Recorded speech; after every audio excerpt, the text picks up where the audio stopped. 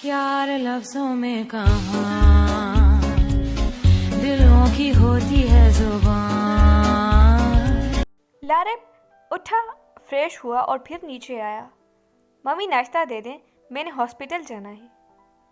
Hospital क्यों जाना है? मेरा दोस्त हॉस्पिटल में एडमिट है। अच्छा चलो, अल्लाह उसे सेहत दे, आमीन। और लारिब ने नाश्ता करना शुरू किया। थोड़ी देर बाद नींद में डूबी हुई आंखें और बिखरे हुए बालों के साथ माही नीचे आई और चेयर पे बैठ के डाइनिंग टेबल पे हेड डाउन कर लिया और उसी पोजीशन में कहा कि अमीन नाश्ता दें प्लीज़। सदफ नाश्ता लेकर आई और माही के सामने रखा। चलो उठो और नाश्ता कर लो। एक तो तुम्हें ये नींद के दौरे भी सिर्फ संडे को पड़ते हैं। एक बात बताओ, तुम संडे नाइट को कोई नींद की मेडिसिन लेकर सोती हो क्या? ये सदफ हर संडे को बोलती थी और माहिन हर संडे को इग्नोर करती थी। लारिब तो बस उनको देख रहा था और समझने की कोशिश कर रहा था कि ये हो क्या रहा है। माही ने सर उठाया और चुपचाप नाश्ता शुरू कर दिया। माही ने चाय डालने के लिए कप उठाया तो उसे लारिब दिखा। उससे पहले उसे पता ही नहीं था कि उसके अलावा भी कोई और यहाँ पर है। माही ने उसे देखा, फिर अपनी चाय डाली और उससे भी पूछा, आपको दूँ? जी दें। माही ने उसको भी चाय डाल के दी, फिर अपनी चाय पीने लग गई। रबीका उठी तो देखा हफ्सा अभी भी सो रही थी। उसने टाइम देखा और फिर हफ्सा को उठाने लगी। मोटी उठ, 12 बज रहे हैं। पर हफ्सा को तो कोई फर्क ही नहीं पड़ा। हफ्सा मोटी उठ भी जाओ, पर हफ्सा को अभी भी कोई फर्क नहीं पड़ा। हैं? ये क्या? शहीर भाई की 10 मिस्ड कॉल्स। हफ्सा फौरन उठ के बैठी और अपना मोबाइल उठाया। 1 मिनट के लिए भी मोबाइल को देखा और फिर रबीका को। रबीका बेड से उतरी और बाहर भागी। रबीका आगे आगे और हफ्सा उसके पीछे पीछे। रबीका की किसी से टक्कर हो जाती है। वो 2 कदम पीछे हुई और सर उठा के देखा और फिर गुस्से से उसे घूरा। इससे पहले कि उनकी लड़ाई शुरू होती, हफ्सा वहां से भाग गई। हुसैन, देखो तुम ही बच्चों की तरह भागती हुई आ रही थी, मेरी कोई गलती नहीं है। Oh seriously? तुम्हारी कोई गलती नहीं है? अंदर सारी तुम्हारी ही गलती है। तभी हुसैन बोलता है, क्यों भाई, तुम तमीज़ से चलो ना, जानवरों की तरह दौड़ क्यों लगा रही थी?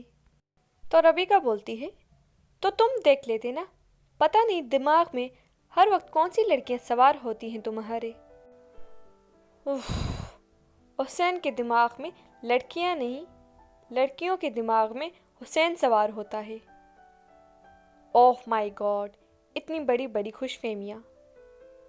इट इज़ नॉट खुशफहमियाँ, इट्स रियलिटी। किस बेवकूफ़ ने तुम्हें कह दिया? वैसे अगर तुमने स्कूल के टाइम पे लड़कियों से ज़्यादा स्टडी पे फोकस किया होता तो आज ये हाल ना होता। कौन सा हाल? यही कि इट इज़ नॉट खुशफहमियाँ, इट्स रियलिटी। उसकी स्टाइल में बोली, तुमसे बात करना ही फजूल है, मैं जा रहा हूँ यहाँ से। हाँ हाँ जाओ, मुझे भी कोई शौक नहीं है तुमसे बात करने का। हुसैन जाने के लिए मुड़ा।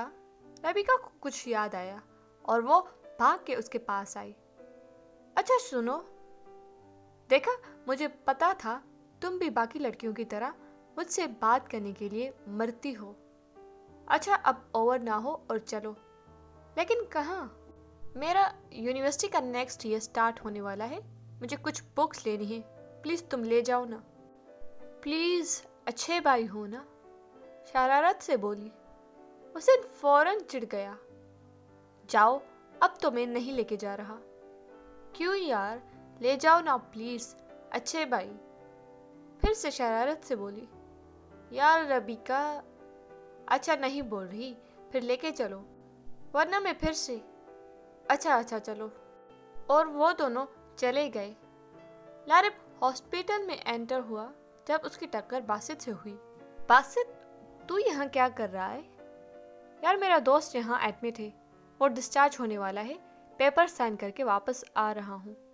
اچھا، اور تو یہاں کیا کر رہا ہے؟ میرا بھی دوست ایڈمٹ ہے، یہاں پہ اسے ملنے آیا ہوں۔ اچھا۔ وہ دونوں اندر چلے گئے۔ روم نمبر کیا ہے تیرا؟ 104۔ 104؟ ہاں، تیرا کیا ہے؟ 104۔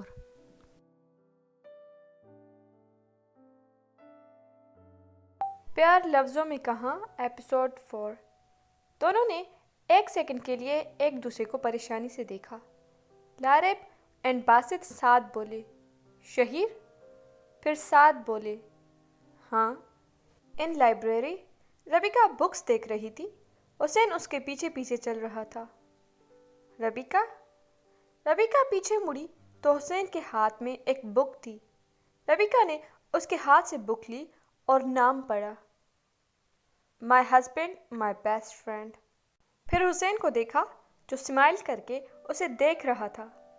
ربیکا نے بک شیلف پہ واپس رکھی اور حسین کو دیکھ کر بولی، اونلی بیسٹ فرینڈ۔ پھر بکس دیکھنے لگ گئی۔ ان ہاسپٹل، شہیر بیڈ پہ بیٹھا ہوا تھا۔ ایک سائڈ پہ لارب کھڑا تھا اور ایک سائڈ پہ باسط۔ شہیر، اچھا تو تم دونوں کزنس ہو؟ ہاں بیوقوف، تجھے ابھی تک سمجھ نہیں آئی؟ نہیں، ابھی سمجھ آ گئی۔ لارب اس کو اتنا سیریس اور سیڈ دیکھ کے تھوڑا سا پریشان ہو گیا۔ باسط، اچھا چل گھر چلے۔ ہاں چل۔ ربیکا حسین کار پر بیٹھے ہوتے ہیں تو ربیکا بولتی ہے، حسین مجھے آئس کریم چاہیے۔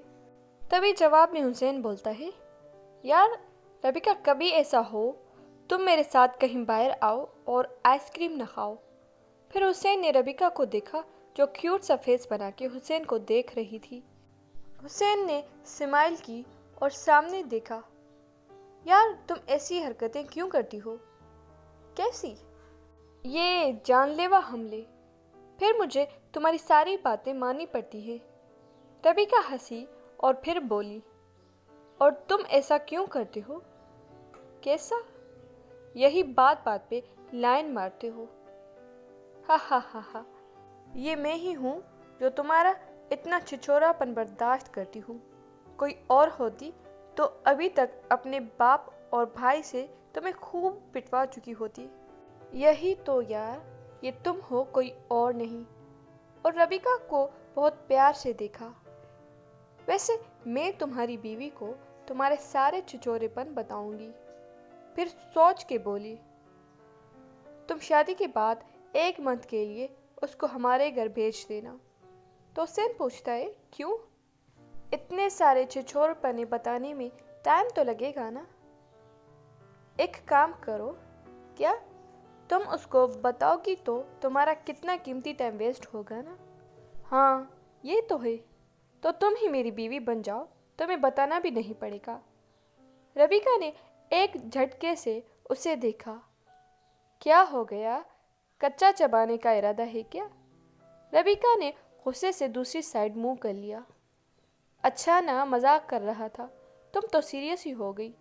میں پاگل ہوں جو تم جیسی کھڑوس کو اپنی بیوی بنا کے خود ہی اپنی زندگی خراب کر لوں۔ ربیکا نے اس کی طرف ہنس کے دیکھا اور ایک تھپڑ اس کے شولڈر پہ لگایا۔ اوور انسان۔ حسین نے اس کو دیکھا، وہ ہنستے ہوئے بہت پیاری لگ رہی تھی۔ شہیر، لارب اور باسط شہیر کے گھر میں انٹر ہوئے۔ شہیر موم، شہیر کہاں تھے تم؟ رات کو بھی گھر نہیں آئے؟ کتنی پریشان ہو گئی تھی میں۔ باسط بولتا ہے، آنٹی اس کا ایکسیڈنٹ ہو گیا تھا۔ کیا؟ اب کیسے ہو تم؟ کھڑے کیوں ہو، بیٹھو۔ ارے امی میں بالکل ٹھیک ہوں، آپ پریشان نہ ہوں۔ تبھی لارب بولتا ہے، اچھا آنٹی اب ہم چلتے ہیں، اللہ حافظ۔ 8 نائٹ۔ سب ڈنر کر چکے تھے۔ ربیکا اور حفصہ ٹیبل سے چیزیں اٹھا رہی تھی۔ ماہین کافی لے کر کچن سے باہر آئی جہاں سب بیٹھے باتیں کر رہے تھے۔ ماہین نے سب کو کافی دی، پھر لارب کو دینے آئی۔ لارب نے کافی لی اور اسے اسمائل پاس کی۔ ماہین کے فیس پہ خود ہی اسمائل آ گئی جس کی وجہ اسے خود نہیں پتا تھی۔ ساتھ بیٹھی دادی نے